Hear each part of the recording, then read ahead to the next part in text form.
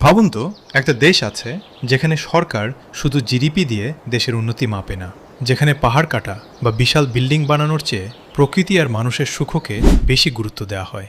দেশটির নাম ভুটান। কিন্তু প্রশ্ন হলো, ভুটান কেন পৃথিবীর অন্য দেশগুলোর মতো নয়? ভুটান দক্ষিণ এশিয়ার ছোট্ট একটি পাহাড়ি দেশ, কিন্তু এই দেশটির চিন্তাভাবনা অনেকটাই আলাদা।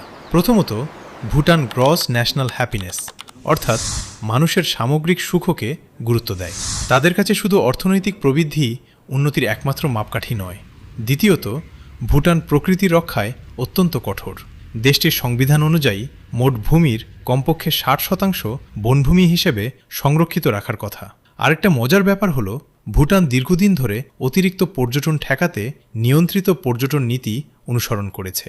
অর্থাৎ যত বেশি পর্যটক তত বেশি টাকা, এই ধারণার বদলে তারা চায় পর্যটন হোক নিয়ন্ত্রিত এবং টেকসই।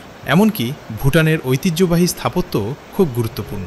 অনেক নতুন ভবনেও স্থানীয় স্থাপত্যের বৈশিষ্ট্য বজায় রাখার নিয়ম রয়েছে। সবচেয়ে অবাক করা বিষয়, ভুটান পৃথিবীর প্রথম কার্বন নেগেটিভ দেশগুলোর একটি হিসেবে পরিচিত। অর্থাৎ তারা যে পরিমাণ কার্বন নিঃসরণ করে তার চেয়েও বেশি কার্বন তাদের বন শোষণ করে। তাই ভুটান হয়তো পৃথিবীর সবচেয়ে ধনী দেশ নয়, কিন্তু তারা যেন একটা প্রশ্ন পুরো পৃথিবীকে করে, উন্নত হওয়া মানেই কি শুধু বেশি টাকা, নাকি সুখী হওয়াটাও উন্নতির অংশ?